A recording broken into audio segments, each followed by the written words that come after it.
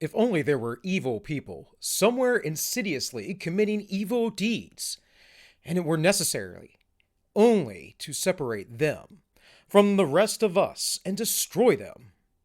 But the line dividing good and evil cuts through the hearts of every human being, and who is willing to destroy a piece of his own heart. Alexander Solzhenitsyn. I have spent well nigh 50 years working on the history of our revolution. In the process, I have read hundreds of books, collected hundreds of personal testimonies, and have already contributed 8 volumes of my own toward the effort of clearing away the rubble left by that upheaval. But if I were asked today to formulate as concisely as possible the main cause of the ruinous revolution that swallowed up some 60 million of our people, I could not put it more accurately than to repeat, men have forgotten God. That is why all this has happened. That, once again, was Alexander Solzhenitsyn.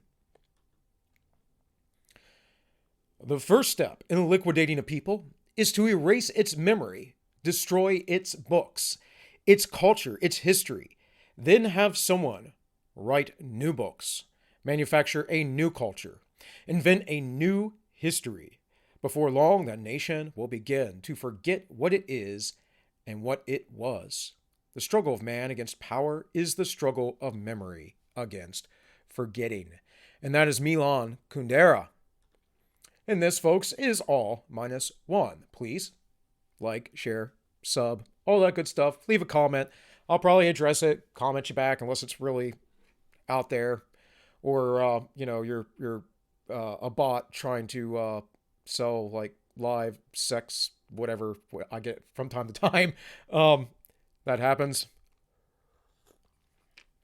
Hasn't happened recently, but yeah. In any case, I try to engage with my audience if I can, when I can. So, please go ahead, leave a comment. Tell me you hate me if you hate me, but if you do, you're probably suffering from this. And this is really, really important to understand this. This is why I can't get on board with, Viva la Revolution. I can't get on board this idea of attacking the government. Of course, there's logical, tactical reasons why as well. But more importantly, I am about warning you all, allowing you to be prepared so that your souls will be prepared, so that mentally you will be able to handle what is coming. And not everyone's cut out to do such a thing, but I am, because I am obsessed knowing what is going on. Long before I started making YouTube videos this past summer, I was doing the same thing I'm doing now. I'm reading a lot, I'm absorbing a lot of information, I'm contemplating, I'm thinking, and I am structuring my arguments. So, with that, now, the biggest thing I'm doing is warning folks, and via my live show, trying to build an audience and make connections and alliances with like-minded, liberty-minded folk. And the whole point of this quote from Solzhenitsyn is something like this.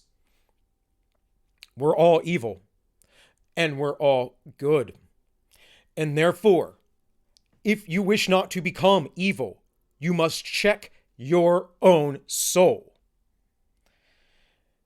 And he's saying that obviously one group, it can be seen as evil, which is what we do when we dehumanize people, we other them, versus another. But as I have called to you all week long, Monday and Tuesday at least, as I've made videos this week, we who are liberty-minded, we who wish for freedom, we who wish for peace, cannot stoop to the level of war. Because then we become no different than our enemies, and we get sucked into this. It is easy to post hoc justify any action that you may have. A very cogent point here that I believe was made at Templeton University back in 1983 during a speech while Solzhenitsyn was exiled from the Soviet Union after having been in the Gulag for many years. He did return to the Soviet Union after it fell. Interestingly, you know how the Soviet Union fell, folks? through peace. People decided to stop living the lie. They decided not to fight and to just give up their arms. And it fell through a war of information as they went through a cultural shift where censorship was no longer allowed. Do you understand now why censorship is so prevalent today? Because it is meant to control your mind. Those who control the information have the power. Those who control the information can control your mind. Go read again 1984. And I love it when lefties think that somehow 1984 is some sort of excuse for their communist utopia, because they are absolutely insane. And I mean that. They're ideologues, and Solzhenitsyn talks about this. And what has happened is men have forgotten God, and they have not gotten to the nitty-gritty of who God is and what he wants for us. And what he says is to be principled, to be consistent. He knows that we will be imperfect. I am an imperfect being. I will mess up. And then he says, but if you do such a thing, you come to me and you ask for repentance. You know what repentance means? It means to change your mind, to renew it, to make it different. And he says to struggle and strive with him. Do you know what the word Israel means? Israel is he who wrestles with God. It is no dispensationalism to think that we are all part of Israel through the covenant that Christ made with us, that was born out of the covenant that he made with Abraham, who he renamed Abraham, the father of many nations. And he's not talking about these earthly nations, folks. He is talking about the nations of the world to come. But without getting too much further long in the tooth, I want to talk about Milan Kundera, because Solzhenitsyn is well known, but Kundera is lesser known. I believe I misspoke the other day and mentioned his name and saying he was from Yugoslavia. He is not. He's from the Czech Republic, Czechoslovakia. But that happens when you have so much information in your head all the time. Sometimes you mix things up. As I just said, I am imperfect. But do not take every ounce of what I say as some sort of perfection, folks. Get the broader message. Understand what I'm trying to teach you. So let's read. This is from March 24th, 2009. This is a little random blog that I found. Vanever, blogspot.com. And this is from March 24th, 2009. And he talks about the struggle of a man against power is the struggle of memory against forgetting. And this is from the Book of Laughter and Forgetting. An interesting point I want to make very briefly. Do you understand why people, human beings, laugh? Because I do. I know the answer to this. It's a philosophical question, of course, but it has deep ramifications for understanding the nature of mankind. It is something like this. Men laugh because things are utterly so horrible that they have nothing else to hold them up. That's why dark humor exists, folks. Things are gross and horrible, and we laugh with humor because they're so disgusting. That's the only way we can face them. The other reason, there's two reasons, is the flip side of that coin, and that is pure joy. If you've ever experienced pure joy, you will laugh just exceedingly. I had a very unique experience some years back where I was doing some bioenergetic type work in a martial arts seminar. So you do these things where you stand in certain stances and you breathe very hard through your mouth, and you end up hyperventilating. You put yourself in this very difficult position. Most of these exercises, I can't recall the doctor's name off the top of my head, but most of these exercises were developed by a protege of Carl Jung. In any case, and the instructor at the time, Alex Kostic, who is a Serbian who practices Russian martial arts and is quite a unique character. I like Alex very much. He started getting in front of my face and sticking his tongue out and doing whatever, and I just started cracking up with absolute hilarity. Like, I could not stop myself. I had the giggles for a good 5 minutes or more, uncontrollable, just pure joy, release of pure joy. And I had been going through a very, very difficult time. A friend of mine who has a third degree black belt in jiu-jitsu, Brazilian jiu-jitsu, um, began crying uncontrollably. So these things are within us and they happen. The point of the exercises was to release this energy within our caught within our beings, within our muscle fibers. I'm not going to get all into bioenergetics, but I want you to understand the basic idea that people laugh for a reason, because things are dark or because they are joyful, and that is it. And that should tell you a lot about humanity, and it tells us a lot about Kundera's book, The Book of Laughter and Forgetting.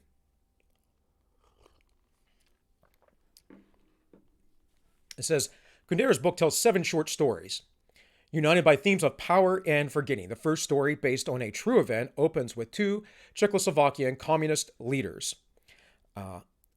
Klement Gottwald and Vladimir Clematis, standing together on a snowy Prague balcony in February 1948. Clematis graciously puts his warm fur hat on Gottwald's bare head, putting a cloth hat on his own head.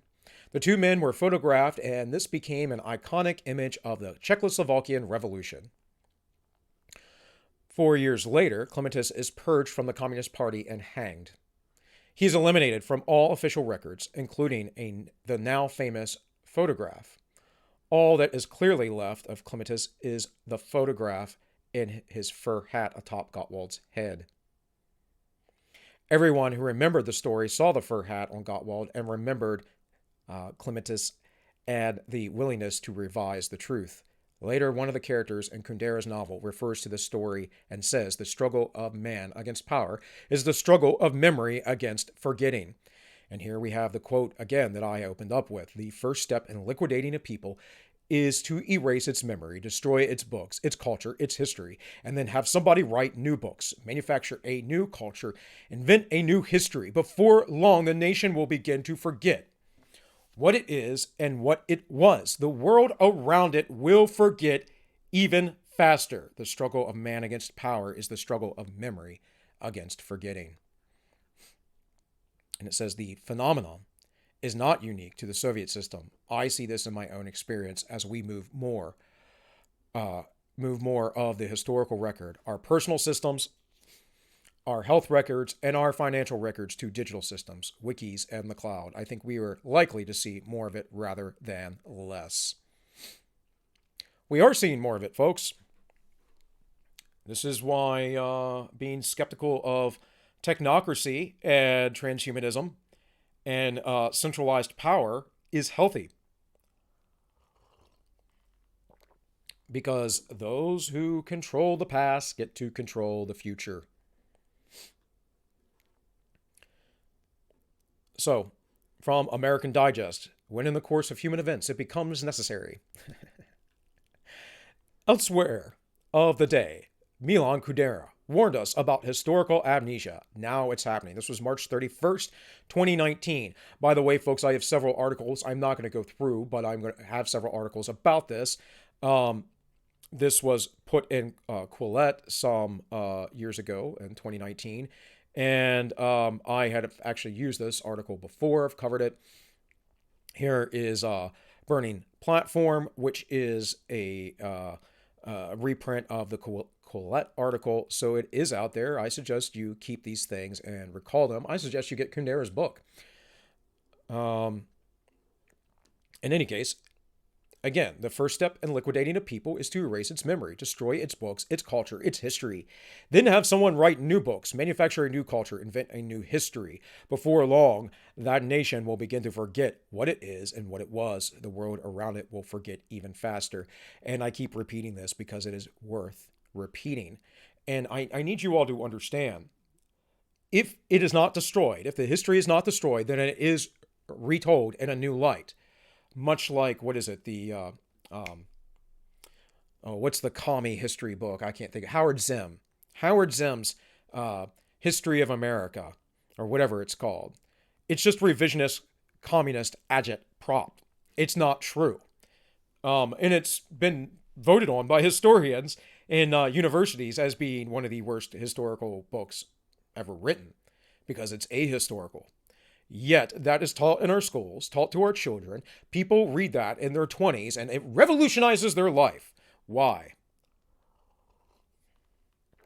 I don't know why. Because they want to not be evil, because it's harder for them to do the actual work and be good folk. It's harder for them to actually have a relationship with their creator. It's harder for them to look introspectively and say, I'm probably a nasty, horrible person. Maybe I should do something about that. Maybe I should help my neighbor out.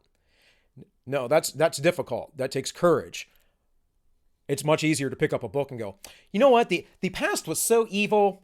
People were so horrible back then. I'm glad I'm so perfect today. Yeah, you're just a narcissist is what you are. You're just a narcissist who has your head in the sand, and you would be part of the brown shirts, or you would have been part of the commies who did these horrible things. You just aren't willing to admit it because you have never explored your own darkness, your shadow. You are all persona. You have never sought to seek out what your animus or anima is. That is your masculine and feminine nature inside. You do not have control over your ego. You merely project. And that is the vast majority of people, which is why they are swept away with these ideas. Read Carl Jung's, what is it? Oh man, I can't recall. I'll have to bring it up later at another point. But what is it? The Individual Self or something like that. It's one of his most readable books. It's a little booklet. You could call it. Might be 50 to 100 pages, and it's rather digestible, and it's about why people become ideologically possessed, which Jung was passionate about because of the things that happened during the 20th century. And it wasn't just Nazis, folks. It was the commies like we are seeing now in the United States. And trust me, they have the power. The Nazis don't exist here. It is merely a scapegoat. It says, for a brief period, the consciousness was that the communist experiment had failed. Never again, said the postmodernists and historians. Never again, said the economists and political parties. Never again, said the people of the former communist countries. Never again. In the 1990s, we believed that we were living in a post-mortem era in which all the hidden graves of the 20th century would be exposed, the atrocities analyzed, the lessons learned, lest we forget. We also thought we'd enter a time in which Silicon Valley dream of digitizing all knowledge, had to burp there, folks, from all knowledge from the entire history of the printed and spoken word would lead us toward the infinite free library, the glass house of truth, and the global village of free information flow. The future would be a time of endless remembrance and of great learning. That is a naive perspective, because it is contrary to all human existence. It is contrary to all recorded history. Remember, the printing press was a revolution, but many people died because of it. The internet age is a revolution, and I promise you, many people will die because of it. They are currently being hunted down for their beliefs by our very government. How wrong we were. The metaphor of the glass house has turned into that of a mirrored cube. The global village has collapsed into tribal info warfare, and the infinite library is now a war zone of battling conspiracy theories. No, I don't think the conspiracy theories are battling at all. What's battling are people's ideologies and tribalism because they have no centralized principles. They are not developed beings. They are all persona. You know, I haven't talked about this in a long time, but if you go back to my first videos, my very first videos, before I had OBS and could do, articles and whatever else, I typed my stuff out. I basically cut and paste to Word, and I sat there and I was just a talking head in a box. And my message has been no different, nor will it change, because my message is going to be what it is. You need God in your life.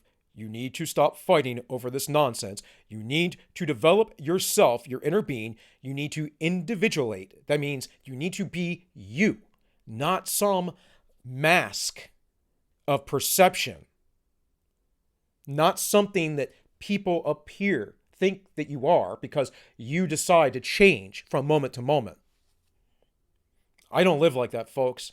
I am a straight shooter. And I kind of despise folks that are fake, frankly. I tend to see right through it. I didn't when I was younger. I was deceived quite often. But my pain and my suffering has borne fruit because I've endured. And that's what happens. And it's not just borne fruit, it's borne good fruit. It's made me a stronger man, a more well prepared man. And Lord willing, as long as I can, I will preach, I will talk to you, I will bring up this information, and I will do everything I can to help lead us, our society, with the talents I have that the Lord has blessed me with. I will help lead us to a better future because we are about to hit great darkness. It says the internet has become a tool of forgetting, not remembrance. And the greatest era of amnesia is the subject of Milan Kundera spent his entire life trying to preserve, namely, the horrors of communism. Fast forward 20 years and never again has been forgotten. The Wall Street Journal in 2016 asked, "Is communism cool? Ask a millennial." Last year, MIT Press Club, Communists for Kids, and Teen Vogue ran an excited apology for communism. Tablet announced with some concern a cool kid communist comeback on Twitter. There's a new thread of people giving themselves communist-themed names and so forth. Trans-communist, eco-communist. The hammer and the sickle flag has been reappearing on campus at protests and social media. How could we have forgotten? It says here, in memory of the victims of the famine of 1959. That is in China, folks, where about 100 million people died. Maybe more. We're actually still finding records that the Chinese Communist Party has allowed to be released, and it seems to be actually a greater number than we ever thought. But the communists will tell you this has to happen in order to save the world. Yeah, it says 30 to 70 million. No, it's like 100 million. Easily. And he's saying he took this from the Quillette article. So here we have a vast machine for forgetting. Edwin Morrison writes on historical amnesia, the process of forgetting, and offers a counterintuitive perspective on the internet's role in perpetual amnesia. Kundera is 90 years old on April 1st, 2019. In his central subject, the power of forgetting, or historical amnesia, could not be more relevant. Kundera's great theme emerged from his experience from the annexation of his former homeland Czechoslovakia by the Soviets in 1948, and the process of deliberate historical erasure imposed by the communist regime on the Czechs. Once again, Kundera said the first step in liquidating a people is to erase its memory, destroy its books, its culture, its history. Then have somebody write new books, manufacture a new culture, invent a new history. Before long, that nation will begin to forget what it is and what it was. The world around it will forget even faster. And this has been happening over and over again for the last decade. It's been going on longer than that, folks, but it has been happening here. You fools who say it cannot happen here suffer from normalcy bias. You need to wake up. It says, I first read The Book of Laughter and Forgetting back in 1987 when I was a member of the British Communist Party. The book shook my beliefs, and Kundera's writing became a part of a process of truth speaking that shook the USSR to the grounds in 1989. In the 1990s, we believed we were living in a post-mortem era in which the hidden graves of the 20th century would be exposed. And I read that portion of this. I'm basically reading the same article, folks, but it's condensed. I'm not trying to get through the whole thing. And again, how wrong we were. This theme is set out in the very first pages of Kundera's Laughter and Forgetting, which Kundera describes a moment in Prague amidst a heavy snowstorm. And again, I covered this, where one of the members was completely unpersoned. If you want to make data vanish these days, don't try to hide them. Just come up with 4 other bits of data that differ greatly and start a data fight. Do you understand the narrative now? Do you understand the propaganda, legacy media's narrative? Donald Trump incited riots. Donald Trump incited riots. If everyone keeps saying it, we all are NPCs because we're all brainwashed. We don't know how to think for ourselves. We are all personas. We have not developed our inner beings, and we are not strong enough to stand up against tyranny mentally, or emotionally. So we believe it. And then the big tech gets the hammer to the president because, well, we can't have the truth be out there. Why do you think they've been censoring him for the last, 3, 4, 5, 6 months?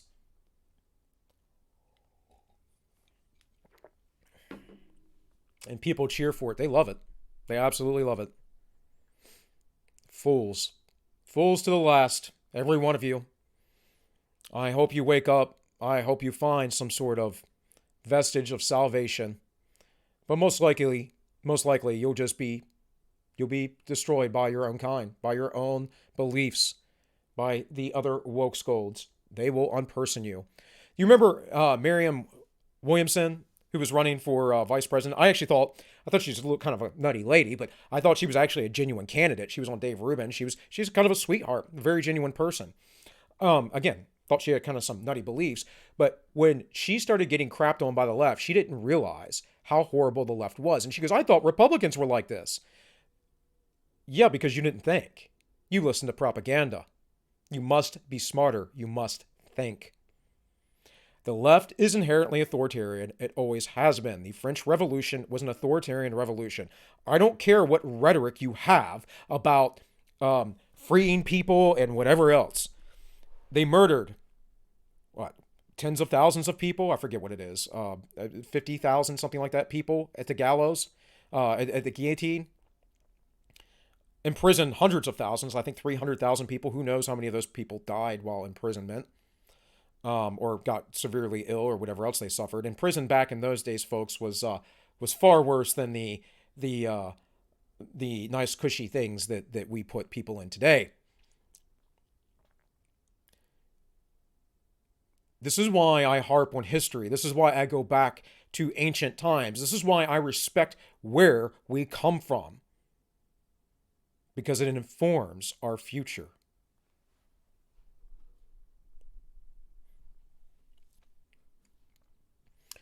It says, when we lose not just the data, but the record of who did it and said what in history beneath the nose of contrary claims, or beneath the noise of contrary claims, then we are in trouble. We can even see this in the accusations made against Milan Kundera in the last 10 years, that he was a communist informant, that he was a double agent, that his entire literary canon was the result of a guilty conscience for having betrayed a fellow Czech to the communist. And Kundera was part of the Communist Party. Guess what? He was exiled. See, you can wake up when it's too late. Happened to Solzhenitsyn. Solzhenitsyn found God, though. I see all these people today. I'm going to have Don of Plebeian Media on later, just in a few hours here. And over on my live show, The Ends Justify the Memes. And Don was quite annoyed this morning. And I am thanking God that I have such joy in this time. Because in this hardship, I see the eternal hope that I have in my Lord. And I also see just how right I continue to be, not because again, guys, I'm not trying to be arrogant or toot my own horn, but because I'm paying attention, but because I'm ahead of the curve on some of these things. And I do think we have some time, but we have, like I keep saying, about 2 administrations, and this whole thing is going to be really, really bad. And I say that because there's going to be court proceedings, there's going to be people that push back and forth, there's going to be stuff to slow this down, but it is coming. It is coming. And so I am telling you now to be prepared. And if I am the last voice on earth, if I am one person out of all humankind calling out in the wilderness, I will be that one person until my very death. I don't care if I have to get out on a rooftop and yell at everybody in a town and go from town to town and preach. I don't care. It will happen. And you should do the same.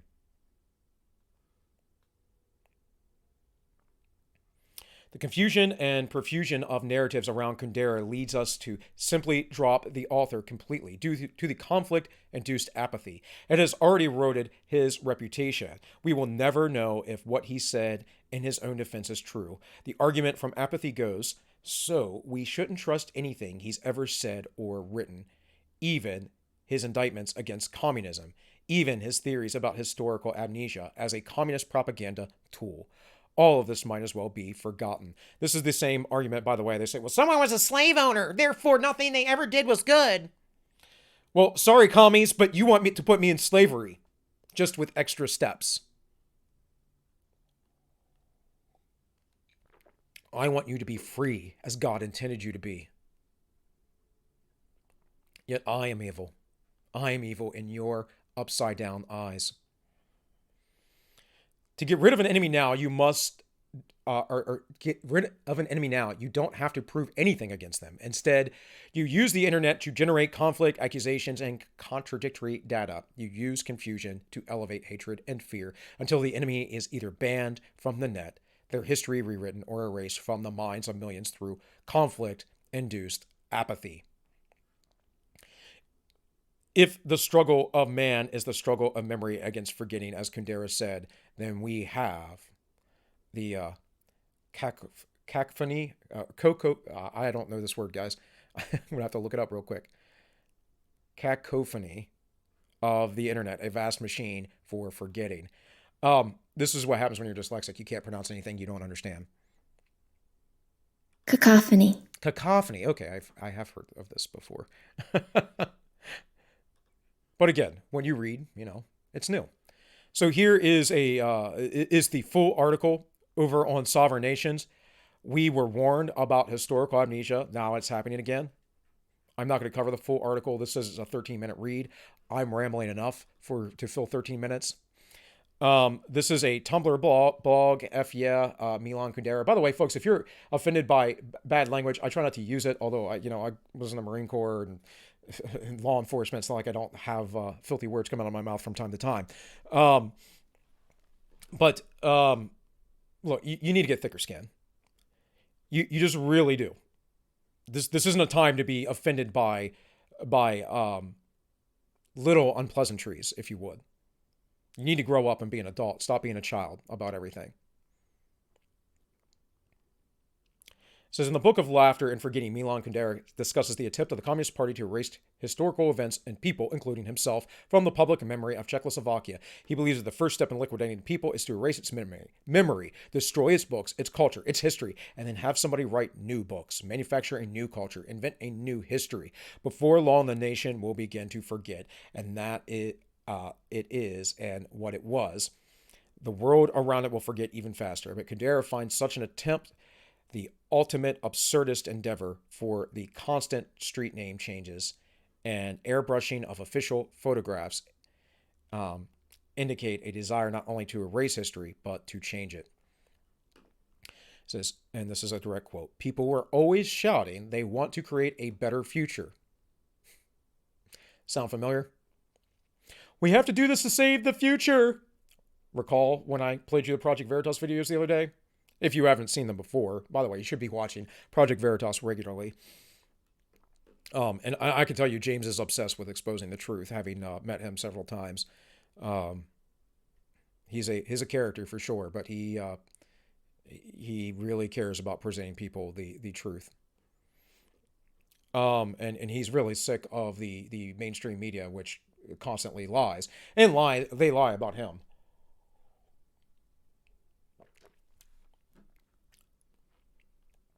It says, it's not true. The future is an apathetic void of no interest to anyone.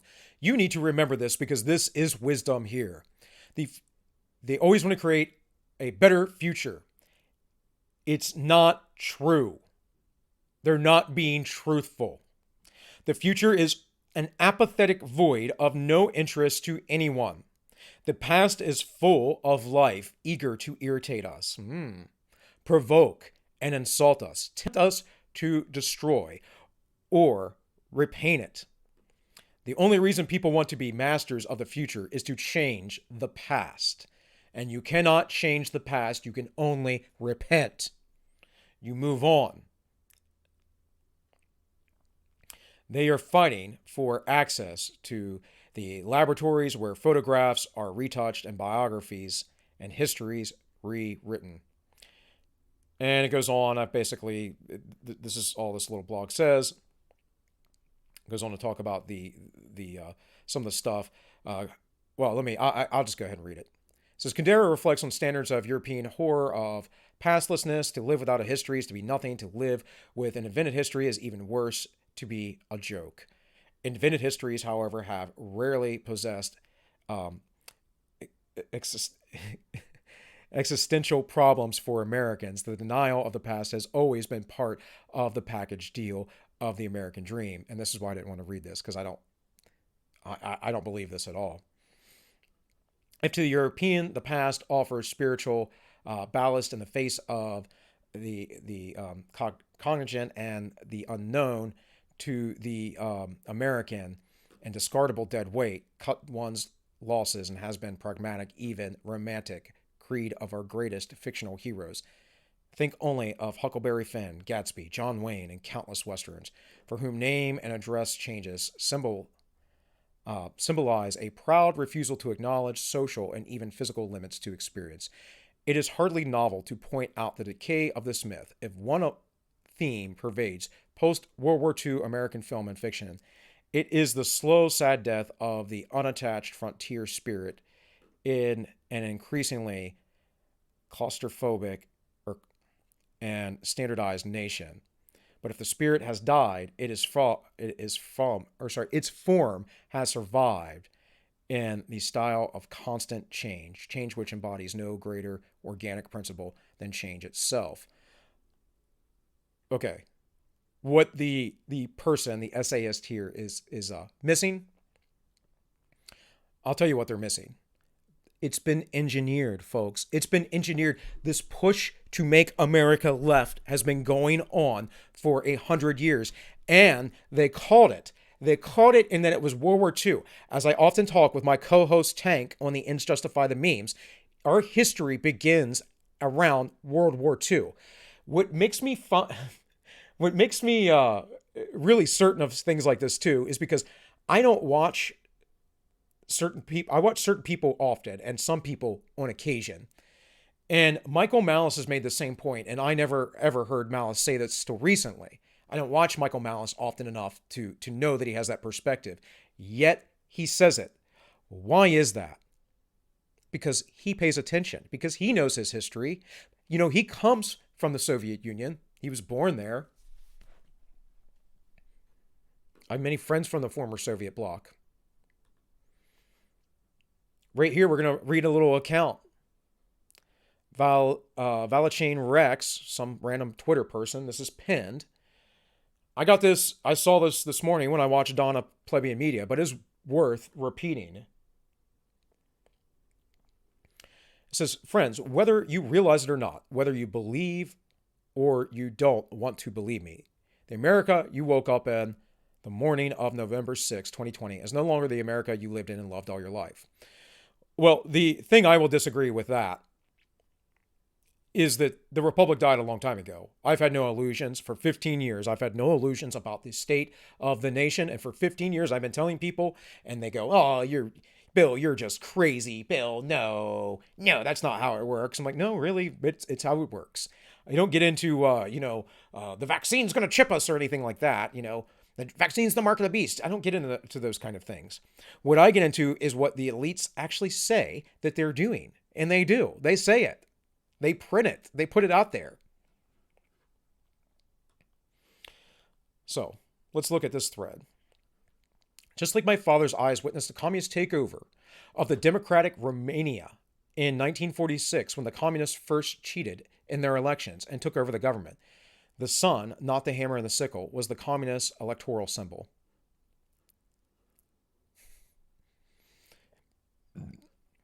And just like after a life lived in fear and deprivation of freedom, I suddenly found myself a participant in the 1989 anti communist revolution and the return of democracy in Romania after 43 years of communism.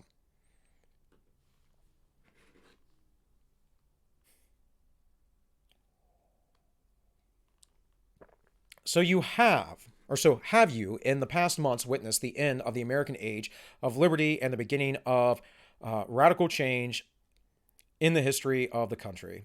No, this is long coming. This feels like this to many people because they don't know. They weren't aware. I'll be 40 next month, guys. I was aware of this since I was 25. Yeah, I've had a long time to come to terms with it.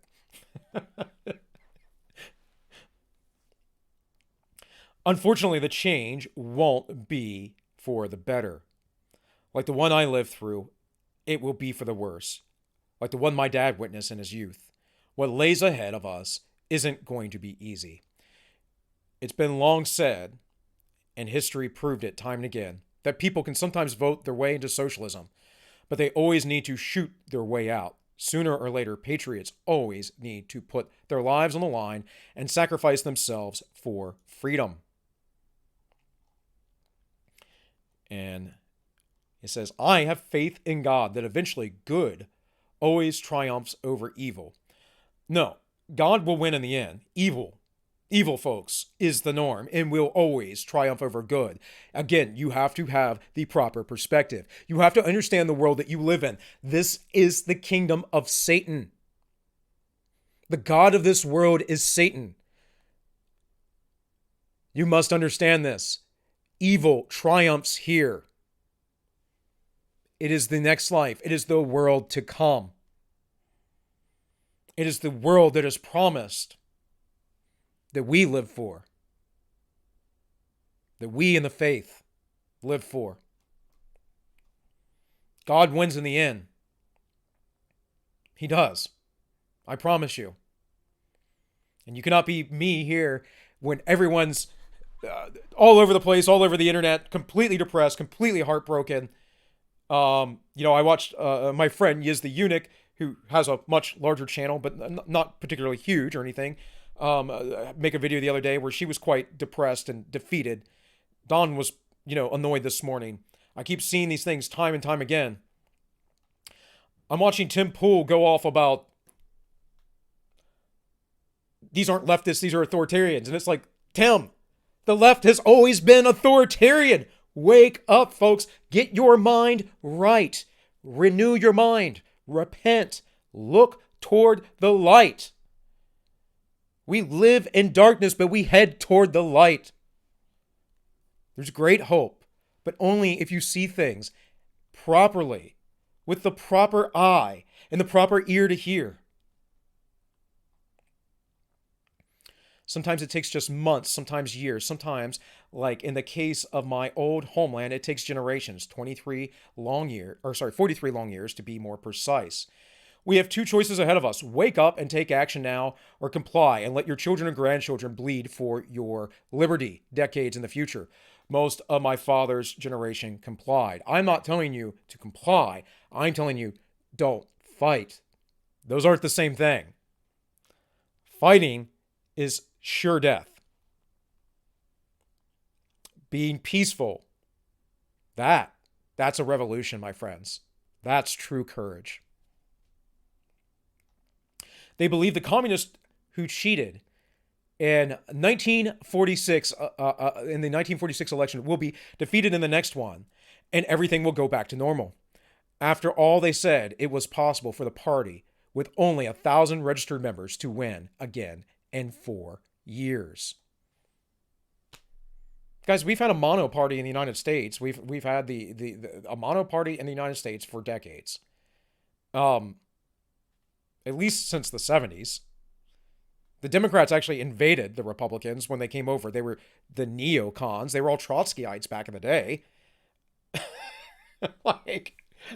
You guys don't know your history.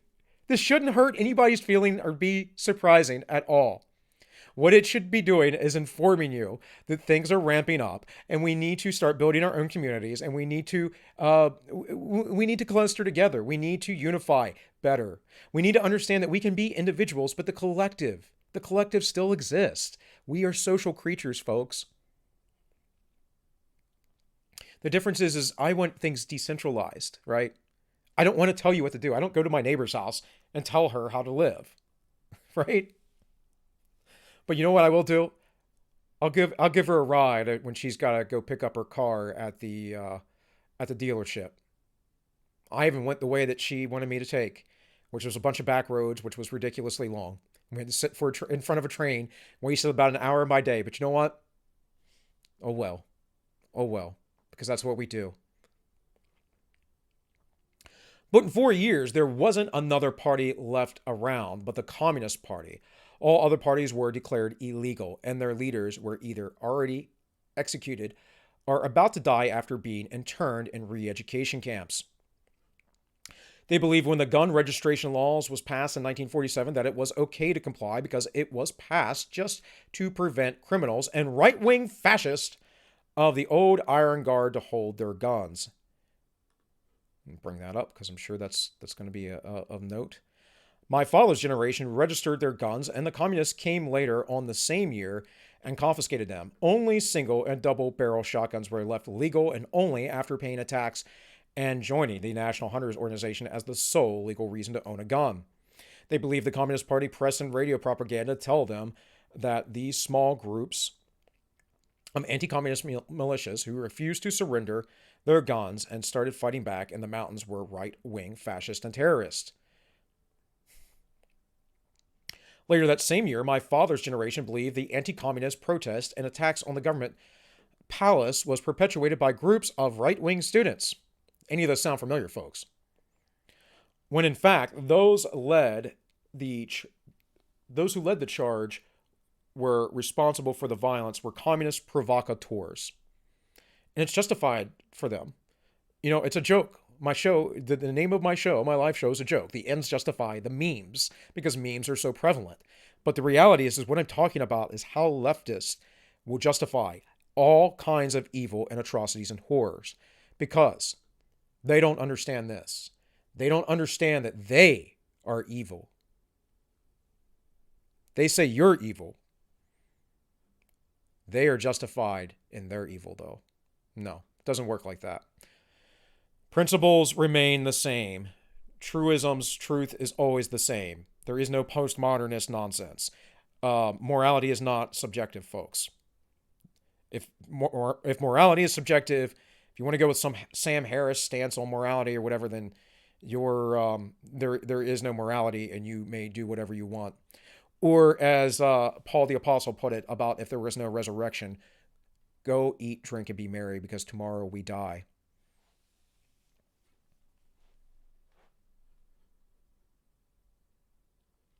The communist police raided the University of Bucharest dormitories, arrested 1,000 students under the charges of terrorism and sedition. Then the following day, the Secretary General of the Communist Party went in audience to the royal place. Isn't that interesting? Sedition. We're talking about sedition and insurrection right now, right?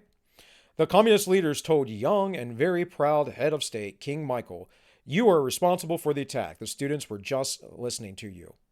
Abdicate and leave the country, or in 24 hours, we will execute the students we arrested yesterday." See how that works? That's called terrorism, folks. Threat of violence in order to get political gains. The king chose exile to save the lives of 1,000 young students, most of them same age as he was at the time. Well, that was pretty noble. Thus ended the democratic parliamentary kingdom of Romania, and the country became, for the next 43 years, People's Republic of Romania, later renamed the Socialist Republic of Romania. You want to hear about Romania, folks, and communism, go watch V.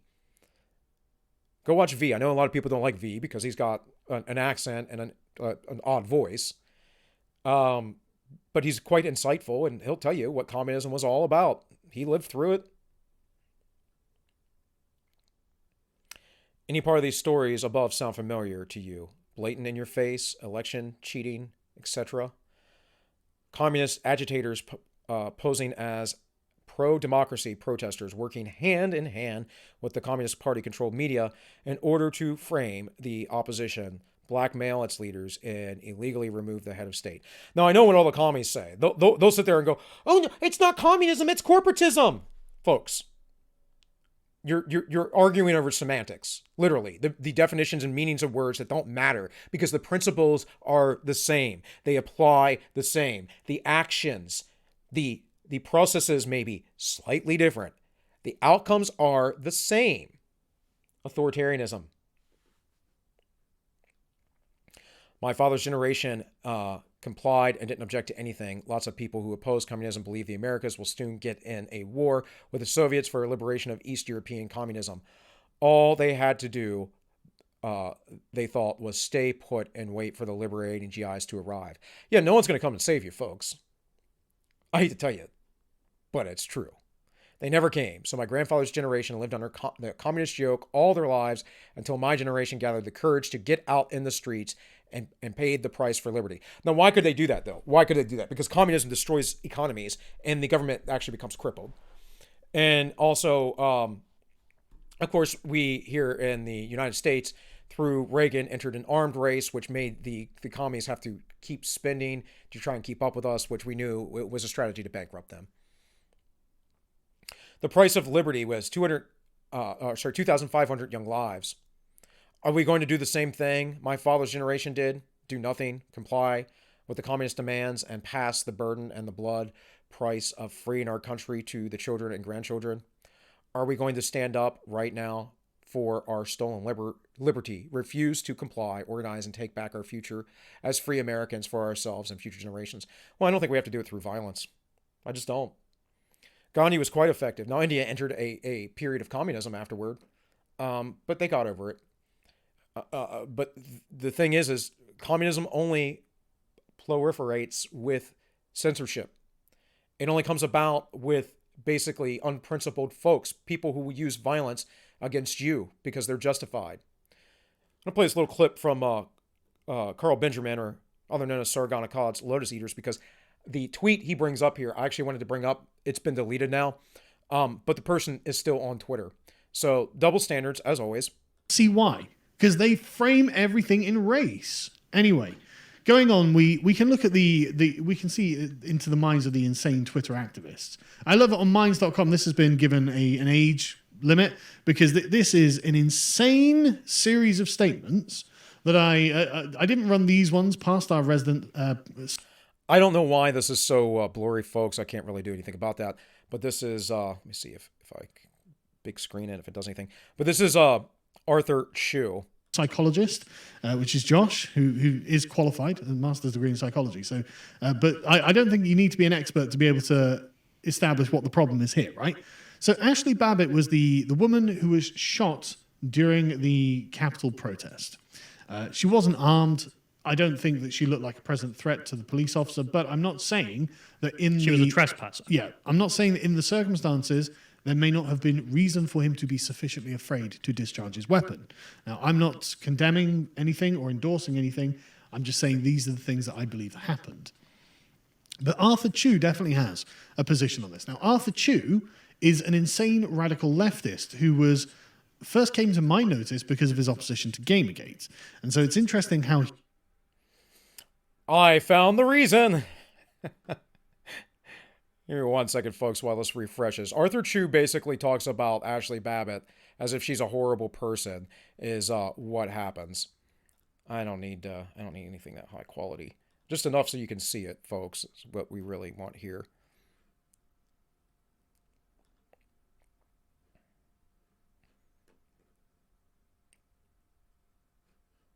Yeah, we're going to skip that ad.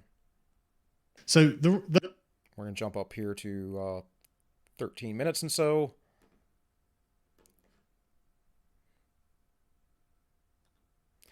Let's look at real quick as that tries to load up. It was one of them. Here we go. The Nazi is the opposite of a person.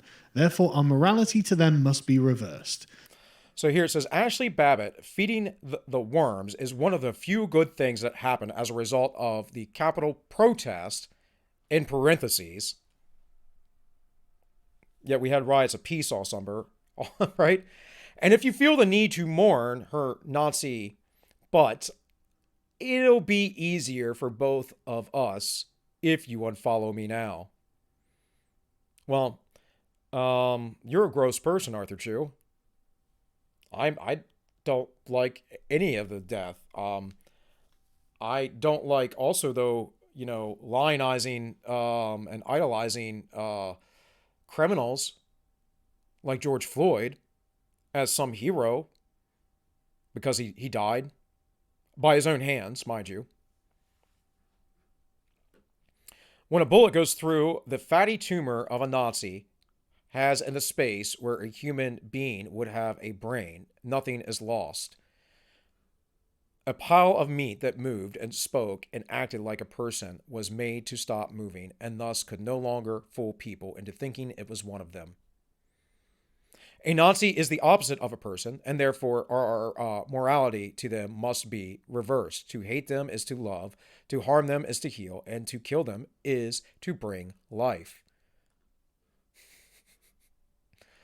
Arthur Chu's probably never read this quote, nor would he have any understanding of it. Because the wicked don't understand, folks. Go to Sargon's Lotus Eaters. This is, the left is radicalizing against MAGA. You can watch the full clip. Again, I just use this because I couldn't get the tweet. I do have Julian Castro, though. In 2019, a man shot 23 people in El Paso claiming to be inspired by Trump's words. It was the deadliest attack on the Latin community in modern history. It's a shame some lawmakers didn't see Trump for what it was until we were put in danger themselves by his actions. Well, I seem to recall about a week later, a lefty went out in Ohio and shot a bunch of people too. And right before that, over in New Zealand, there was a little place called Christchurch where an eco-terrorist did a very similar thing because there were too many people on Earth. I actually watched the video of that and read the man's manifesto. Wasn't what the news told you. He was a lefty, folks. He believed the world was overpopulated. He believed that there were too many people. He went after Muslims, not because he hated Muslims. He went after Muslims because they have big families. That's what he said. I want to ask Julian Castro, though, since he just ran for president and pandered to the Hispanic community, what he thinks about this, the congressional baseball shooting that was inspired by Bernie Sanders. Should Bernie Sanders be locked up? This actually was an attack on people in office. Congressional baseball game for charity in Alexandria, Virginia. James, I'm not going to say his name, actually. I don't think we should be doing that. Shot the U.S. Majority Whip, Steve Scalise, the U.S. Capitol Police Officer, Crystal Grenier, and Congressional aide, Zach Barrett, and lobbyist, Matt Mika. You remember when the I believe it was certain people of the Religion of Peace shot a Congress lady a few years back? Remember that? Yeah. A 10-minute shootout took place between the assailant and the officer from the Capitol and Alexandria Police before officers fatally shot him. He died of his wounds later that day. He was a left-wing activist from Belleville, Illinois.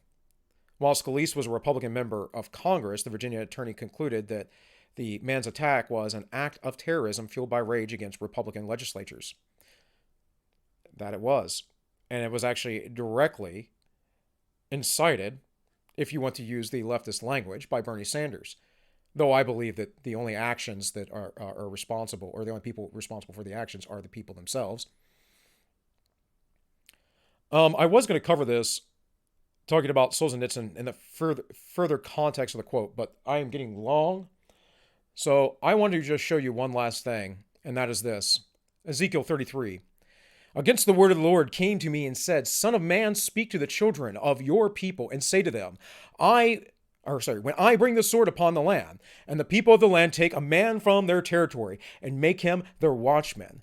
When he sees the sword coming upon the land, if he blows the trumpet and warns the people, then whoever hears the sound of the trumpet and does not take warning, if the sword comes and takes him away, his blood shall not be on his own head.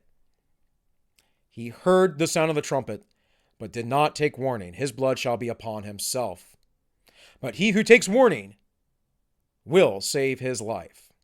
But if a watchman sees the sword coming and does not blow the trumpet, and the people are not warned, and the sword comes and takes any person from among them, he is taken away in his iniquity, but the blood will be required at the watchman's hand. And this goes on. But folks, I'm trying to be a watchman for you. I've heard very few people. A lot of people have said they don't want the violence. I've heard very few people, though, explain why. I explained to you why yesterday in my quick shot segment, which was longer than I intended, but hey, it happens because I'm long-winded. But understand this. Understand who has the power. I'm warning and telling you what's coming, but it's not in defeat. Trust me, I am not defeated. I'm quite joyful. What I am telling you, folks, is important, and you need to tell others. If you know and you are aware, take that warning of the prophet Ezekiel to heart and warn others. If they are swine and, you cast your pearls before them and they want to trample and tread it under their feet and drag you with it, then that's your discernment to tell. I don't talk to ideologues, folks. An ideologue won't listen. They can't hear. They're deaf, dumb, and blind. They just repeat things. They're NPCs, right? But know that there is hope. Know that you have time. Know that you have time before this full-on comes in. I could be wrong, but I don't think I am. I think you have some time. We're going to see this unravel over the next administration or two is what we're going to see. I have old friends coming to me about, guns and thinking guns are going to be confiscated and whatever else. Well, your sheriff is going to be the one who really has to do that, or they're going to really have to amp up the ATF. And that's going to be a big question because there will be people who will defend themselves. I promise you, when that starts happening on a wide scale, Americans, there's some pretty wild Americans out there. We'll put it that way. We'll be reading headlines. Florida man.